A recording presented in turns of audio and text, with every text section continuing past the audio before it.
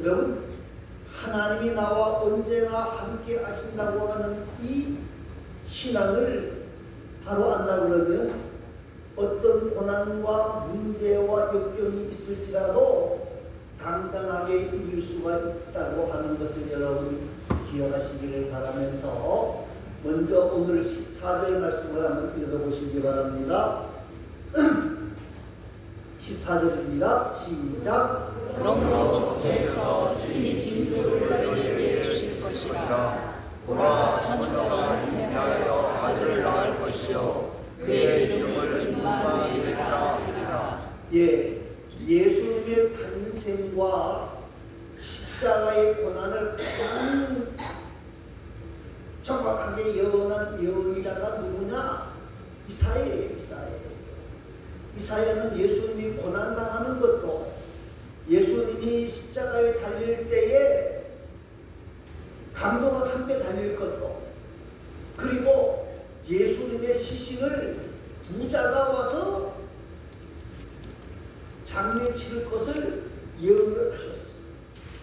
그뿐만이 아니고요, 예수님이 이 땅에 오실 것을 예언하셨다는 거예요. 예언하셨어요. 이 예수님 탄생하신 전 몇 년 전인가? 700년 전에 얘기하셨어요. 700년. 그런데 700년 전에 후에 되어질 것을 정확하게 예언한 사람이 바로 이사야입니다. 그런데 오늘 본문 말씀 가운데에 이해가 안 되는 부분이 있을 수 있습니다. 뭐가 이해가 안 되죠? 14절 말씀에 처녀가 잉태하여. 뭐요? 처녀가 잉태하여. 처녀가 잉태하여 아들을 낳을 것이요 이름을 임마누엘이라. 여러분, 처녀가 아들을 낳는다고 하는 게 우리가 이해가 됩니까? 안 됩니까? 안 되죠. 안 되죠. 그런데 오늘 저와 여러분이 말입니다. 이 이해 안 되는 부분을 한번 생각을 해보려고 합니다. 마태복음에 보면요, 마태복음에 보면 무슨 사건이 나옵니까? 마리아가 임신했다고 하는 사실을 약혼자 누가 알게 되죠? 요셉이 알게 되었죠. 여러분, 요셉이 자기와 약혼한 마리아가 임신을 했다는 거예요. 화가 날까요? 안 날까요? 네? 네. 그 말은 자기와 마리아의 관계가 없다는 거거든요. 화가 나요. 또 분도 났을 뿐만 아니라 마음이 굉장히 왔다 갔다 했을 거라고 말해요. 배신당한 것 같기도 하고. 그래서 자문을 못 이루고 있을 때에 천사가 와서 뭐라고 말을 하죠? 천사가 와서 네? 요셉아, 내 아내 마리아 데려오기를 뭐하지 말라? 무서워하지 말라. 그에게 잉태된 것은 성령으로 된 것이니라 하고 말씀하십니다. 여러분, 오늘 저와 여러분이 처녀가 잉태하는 우리 상식으로 이해를 못해요. 그러나 우리는 성경에서 우리의 상식으로 이해 못할 부분들이 너무 많아요. 그 중에 동정녀 탄생이고요. 그리고 또 한 가지가 뭐죠? 가장 큰 것이 부활이고요. 그러나 이 모든 것들이 성령 하나님의 역사라고 하는 것을 먼저 믿고 나아가는 우리 모두가 되어질 수 있기를 바랍니다. 여러분, 처녀가 잉태에 우리가 놀랐는데, 상식이 안 됐는데, 우리보다 먼저 이해하기 힘든 사람이 누구였다고요? 요셉이 이해했어요. 왜 이해했을까요? 하나님의 음성을 들었기 때문에 그래요. 성령으로 되어질 것이다. 우리는 이 임마누엘의 역사가 성령 하나님의 역사라고 하는 사실을 먼저 믿으면서 오늘 본문에 있는 말씀을 생각해 보려고 합니다. 자, 우리 모두가 임마누엘의 예수님을 만나고 또 임마누엘의 축복을 누리는 성탄절이 어떻게 해야 되느냐? 11절 말씀을 한번 읽어보시기 바랍니다. 11절 말씀입니다. 너는 내 하나님 여호와께 한 징조를 구하되 깊은 데에서든지 높은 데에서든지 구하라 하시니. 하나님께서 이사야에게 누구를 찾아가라고 말하는 건 아하스라고 하는 사람을 찾아가라고 그랬습니다. 아하스가 누구냐? 남쪽 유다의 왕이에요. 남쪽 유다 왕이에요. 이 남쪽 유다 왕 아하스는요, 철저하게 인본주의적인 사람이에요. 아하스는 지금 북쪽 이스라엘과 여러 나라들이 아람과 합쳐가지고 공격을 해오니까 아하스는 누구를 의지하는 거냐면 아수르 왕을 의지합니다. 아수르 왕. 그래서 아수르 왕에게 막대한 금과 은과 보물을 갖다 바쳤죠. 어느 정도까지 바쳤느냐?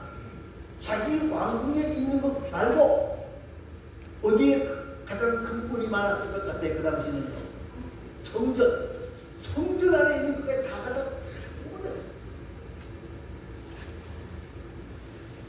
그런데 이런 상태에서 이사야는 이 아하스에게 뭐라 그러는 것 하면 하나님을 만나는 일에 힘쓰라. 그런데 아하스는요, 하나님을 만나는 일에 관심이 없었어요. 왜 없었을까요? 아수르 왕이 모든 문제를 해결해 준다고 생각했기 때문에. 사랑하는 성도 여러분, 우리가 이 땅을 살아가면서 우리의 생사화복을 주관하시는 이가 누구다? 하나님을 깨달아야 돼요. 그리고 그 하나님을 만나야 돼요. 하나님을 만나야 돼요. 이 아하스 왕처럼 아수르 왕이 나의 모든 문제를 해결해 준다라고 생각하면 임마누엘의 복을 만날 수 없다는 거예요. 사랑하는 성도 여러분, 오늘 저와 여러분이 하나님을 만나려는 일에 힘써야 돼요. 하나님을 만나려면 어떤 마음이 있어야 되느냐? 시편 42편에 있는 말씀을 우리가 생각해야 돼요. 이게 뭐죠? 사슴이 시냇물을 찾기에 갈급함같이. 목마른 사슴이 말입니다. 사막에서 광야에서 물을 만나지 못하면요 환청이 보인대요. 그래서 모래바람은 막 물이 있는 것처럼 보이니까 모래바람은 막 분다는 거예요.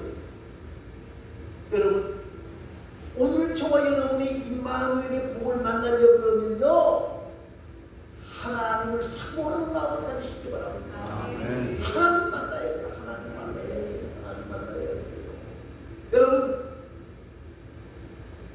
초대교회 성도들은요 예수 믿는다고 하는 것 때문에 엄청난 핍박을 당합니다. 그러나 그들은요 하나님의 능력을 믿었기 때문에, 하나님의 권능을 믿었기 때문에 그 어려움을 다 참고 놀아갑니다. 근데 저도 마찬가지고 현대의 많은 사람들이 왜 임마누엘의 복을 못 만나느냐? 뭐가 지금 점점 발달되어져요? 과학이 발달되어지고 문명이 발달되고 물질이 발달되어지는 거예요. 그런데 하나님보다 뭘 더 의지해요? 과학을 의지해요. 하나님보다 뭘 더 의지해요? 물질을 의지해요. 하나님보다 기술을 더 의지한다고요. 사랑하는 성도 여러분, 우리가 임마누엘의 하나님을 만나려고 그러면요, 임마누엘의 복을 누리려고 그러면요, 사슴이 시냇물을 찾는 마음으로 하나님 앞에 나와야 된다는 거예요.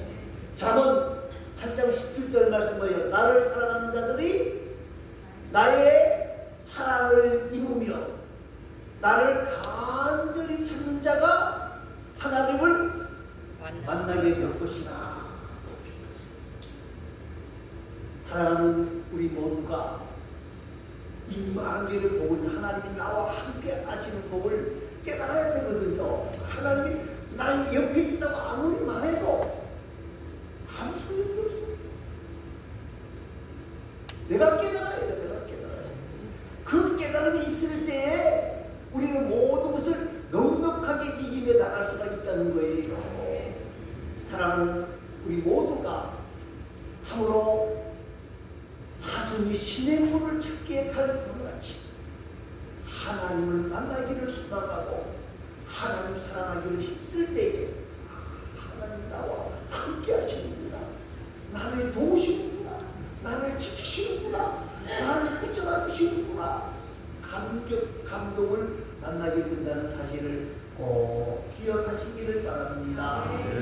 여러분, 유다왕 아하스는 계속해서 아수르를 의지하려고 하지만 하나님께서는 아하스에게 아하스야, 나를 의지해라, 나를 만나라, 계속 신호를 보내고 있는데 아하스는 그 신호를 무시하고 있다는 사실을 기억하면서 오늘도 하나님은 우리를 통해서 우리의 이름을 부르면서 세상을 의지하지 말고 누구를 의지해라, 나를 의지해라라고 말씀하신다고 하는 사실을 기억하고 우리 모두가 임마누엘의 하나님을 만나고 임마누엘의 하나님을 다시 한번 우리 가슴에 안고 살아가는 아름다운 성탄절이 되어질 수 있기를 간절히 소망합니다. 또 한 가지는 12절 말씀입니다. 12절 말씀 한번 읽어보시기 바랍니다. 나는 구하지 아니하겠나이다. 나는 여호와를 시험하지 아니하겠나이다. 예, 이 유다왕 아하스는 아람과 북이스라엘의 동맹군이 쳐들어온다고 하는 사실을 듣고는요, 아수르 왕에게 도움을 청하려고 한다는 거예요. 이 아수르 왕이 그 당시 가장 큰 나라 중에 하나였으니까 저 아수르 왕을 의지하면 우리는 아람과 북쪽 이스라엘에 의해서 침공당하지 않을 것이다. 그래서 이 아수르 왕을 의지하고 아수르 왕이 모든 것을 갖다 바치는 거예요. 그러니까 하나님께서는 이사야를 통해서 아수르를 의지하지 말고 나를 의지해라. 그러니까 이사야에 가서 뭐라고 말합니까?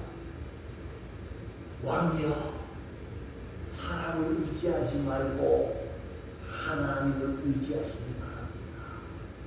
그리고 그 하나님 앞에 엎드려 간절히 구하시기를 바랍니다. 그러니까 아시가는 뭐라고 말을 하지요? 구하지 않게. 네? 뭐라고 말을 해요? 나는 구하지 아니하겠나이다. 그 다음 말씀이 뭐죠?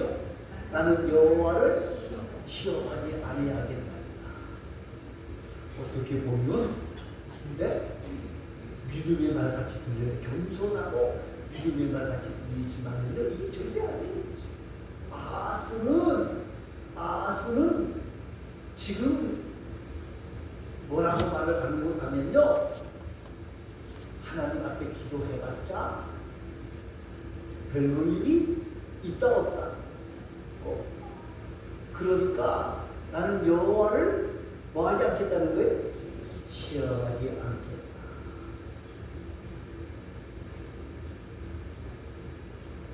나를 지켜주시는 이는 하나님이 아니라 누구라는 말이에요? 아수르 왕입니다는 불신앙의 고백이에요. 여러분, 오늘 우리가 이 땅을 살아가면서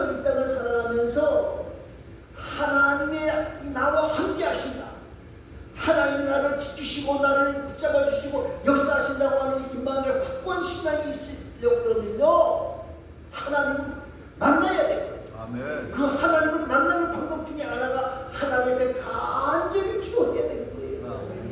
여러분, 우리가 잘 아는 야곱의 이야기를 자주 합니다.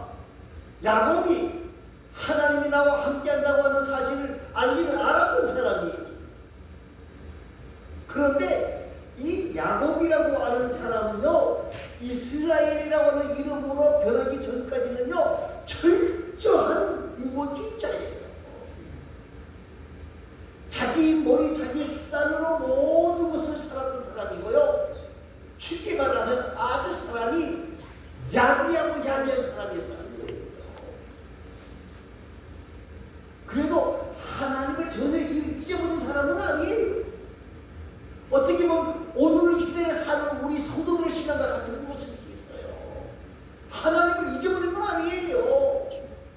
그런데 자기 수단, 자기 방법, 자기 모든 것으로 문제를 해결하려고 했던 사람. 하나님이, 그래도 하나님이 참 인심 좋으셔요. 예? 14년 동안 종살이하고 6년 동안 하나님께서 그에게 복을 부어주셨는데 엄청난 복을 부어주신 거예요. 자기 자녀이 누구죠? 예? 자기 이삭? 장인이 눈이 휙 돌아가 버려요. 자기 사촌들이 어떻게 알죠? 처음에는 뭐라 그랬어요? 저 야곱 때문에 우리가 복을 받는다. 그랬는데 이 라반과 그의 모든 식구들이 저놈이 우리 재산 다 뺏어갔네? 왜요? 하나님이 야곱에게 엄청난 복을 주시고, 그러니까 이제는 이 사촌들도 장님도 외삼촌이지만 믿을 수가 없는 거예요. 안 되겠다. 고향으로 돌아가자. 예? 고향으로 돌아가자. 그런데 야곱이 돌아온다고 하는 소식을 들었던 에서는 어떻게 압니까? 몇 년 전 사건이에요? 20년 전 사건, 40년 전 사건이잖아요. 그죠? 장자권을 빼앗은 것은 제가 보기에 40년 전이고, 축복권을 빼앗은 것은 왜요? 20년 전 사건이에요. 그러면 현재 시간이지만은 그거 잊어버릴만 하더라. 20년 전 사건이니까. 그죠? 근데 에서는 너무 이게 마음의 상처가 된 거예요. 못 견디겠는 거예요. 야곱이 온다 그러니까 어떻게 해요? 주면 내가 여기서 기다리지 못하고 쫓아내려가서 그럼 죽여버릴 거야. 그리고 쫓아오는 거예요. 그 소리를 듣고는 뭐라 그래요? 야곱이, 아이고, 내가 재산 선물을 쫙 보내면 마음이, 선물이 아니고 뭘 보내요? 뇌물이죠, 그죠? 뇌물을 보내면 녹을 거예요. 그 뇌물을 쫙 보내요. 이게 뭐냐 그럴까? 우리 주인이 보내는 겁니다. 시끄러. 주인 어디쯤 와? 하고 그러는 거예요. 돌아가서 또 보면 뇌물이 잘 안 통합니다. 그래, 그 다음에는 뭐라고? 아무리 그래도 피는 뭐보다 진하다? 물보다 진해. 그래서 누굴 보내요? 자기 처와 아들들을 다 보내는 거예요. 너희 누구냐? 저희는 야곱의 부인이고 야곱의 아들입니다. 그러면 재수씨고 족하고 그렇잖아요? 다 필요 없어. 다 필요 없어. 이제는 도망도 못 가. 그럴 때에 그는 약국방에서 간절히 기도한다. 간절히 기도하다가 하나님 앞에서 이름이 이스라엘로 바뀌는 복을 만나게 되었어요. 하나님이 와 괴로워 이게 이스라엘이거든요. 그러면서 임마누엘 역사를 만나게 되는 겁니다.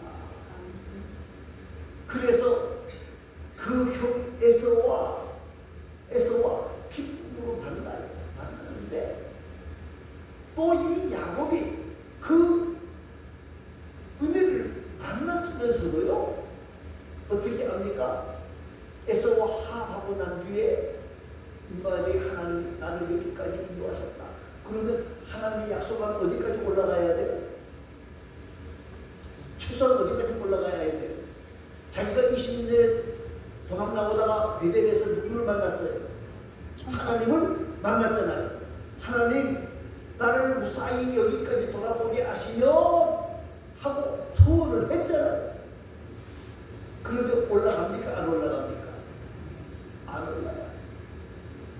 나와 같이 올라가라. 그러니까 임마누엘 하나님을 만나서 하나님을 이겼다고 하는 복을 받았는데도 이 야곱은 그걸 인정을 못합니다. 혹시라도 에서가 나를 또 치면 어떡할까? 그러다가 무슨 사건을 만나죠? 디나의 사건을 만나는 거예요. 사랑하는 성도 여러분, 오늘 우리는요 이 땅을 살아가는 임마누엘의 복을 만나야 돼요. 하나님이 나와 함께 하셔야 돼요. 하나님이 나를 지켜주셔야 돼요. 하나님이 나를 붙잡아 주셔야 돼요. 하나님이 역사하셔야 돼요. 오늘 우리에게는 이 아하스 왕이 가졌던 아수르가 없는가 하는 생각을 해보시기 바랍니다. 하나님보다 더 의지하며 소망하는 것이 없는가 하는 생각을 봐야 된다는 거예요. 참으로 이런 것들 때문에 우리는 겸손하지 못하고 헌신하지 못하고 기도하지 못하게 되어집니다. 이건 다 내려놓고 하나님 앞에 무릎을 꿇고 하나님께 구해야 돼.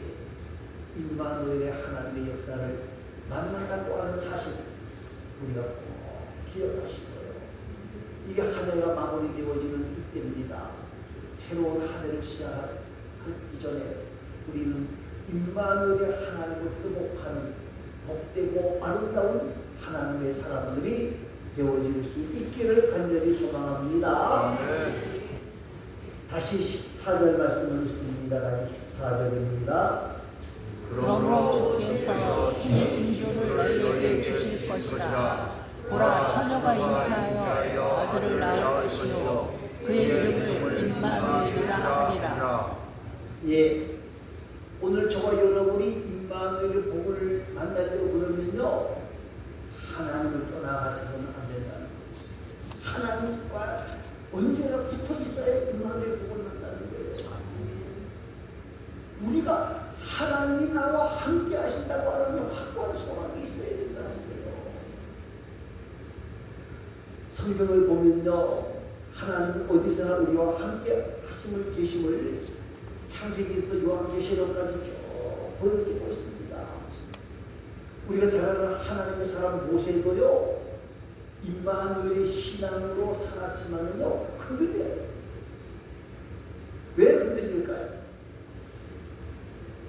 왜 모세가 하나님의 은혜와 은총과 역사를 행하잖아요. 여러분 모세만큼 이적과 기적을 행한 사람이 있습니까? 많은 사람들은 하나님의 사람 엘리야가 가장 큰 역사를 이루었다라고 생각하고 있는데요. 제가 보기에는 엘리야가 행했던 이적과 기적 아무것도 아니에요. 누가 더 많이 행했어요? 모세가 더 큰 은혜와 은총을 역사를 행했던 사람이에요. 그런데 모세가 왜 힘들어하죠? 이 이스라엘 백성들이 하도 속을 썩이니까 너무너무 속을 썩이니까 하나님 너무 힘들어요. 나 이제 못하겠어요. 그럴 때 하나님이 뭐라 그래요? 모세를 책망하시면서 모세에게 야 이놈아 내가 너와 함께한다 이놈아. 그때 모세가 번쩍 다시 눈이 띄어지는 거예요. 하나님을 만났기 때문에. 우리가 잘 아는 여호수아도 마찬가지죠. 모세의 뒤를 이어서 이스라엘의 지도자가 되어졌어요. 그런데 자기가 생각이 도무지 감당이 안 될 것 같거든요. 하나님 못해요. 하나님 나 못한다니까요. 그러니까 하나님이 뭐라 그래요? 야 이놈아 걱정하지 마라.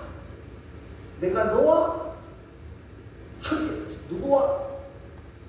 내가 모세와 있었던 것 같이 너와 함께 할 것이다. 그러니 너는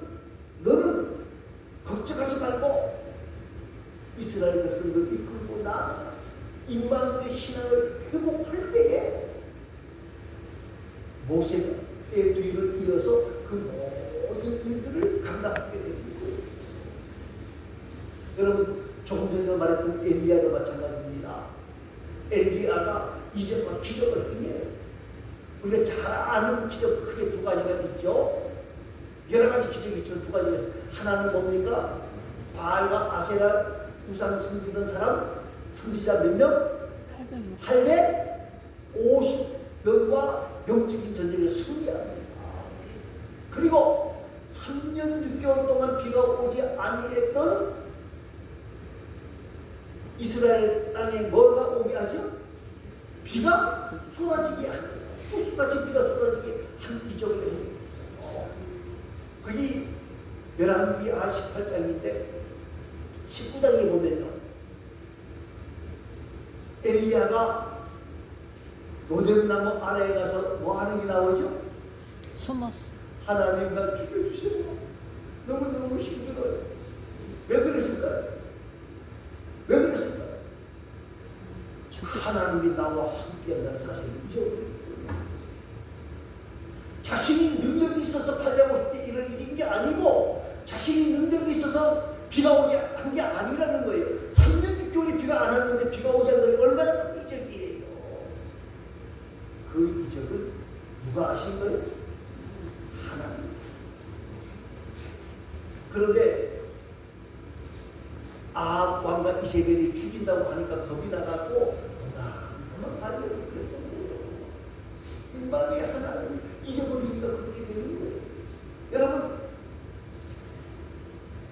마태복음 제일 마지막 부분이 뭡니까? 28장 20절 말씀이 뭐라고요? 볼지라 내가 세상 끝날까지 너희와 항상 함께 있으리라.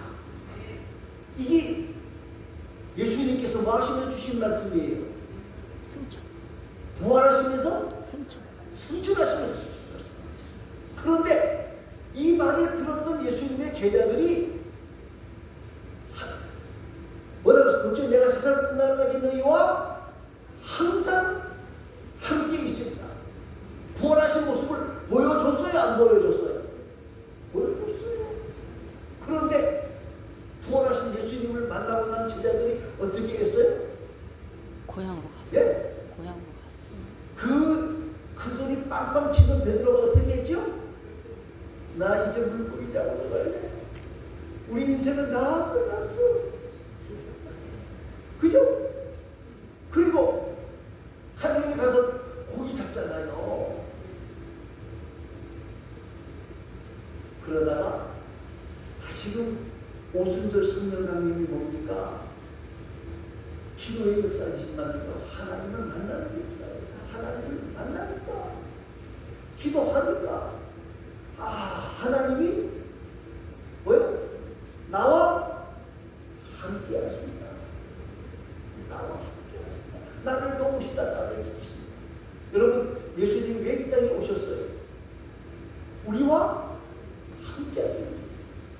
우리를 지켜주시고 붙잡아 주시고 역사하기 위해서 하나님이 예수님을 이 땅에 보내신 거예요. 하나님이 직접 오신 거예요. 저와 여러분, 우리는 이 임마누엘의 신앙을 놓치지 아니하는 귀하고 아름다운 자들이 되어질 수 있기를 바랍니다. 그러려고 그러면요, 계속 하나님을 사모해야 되고요.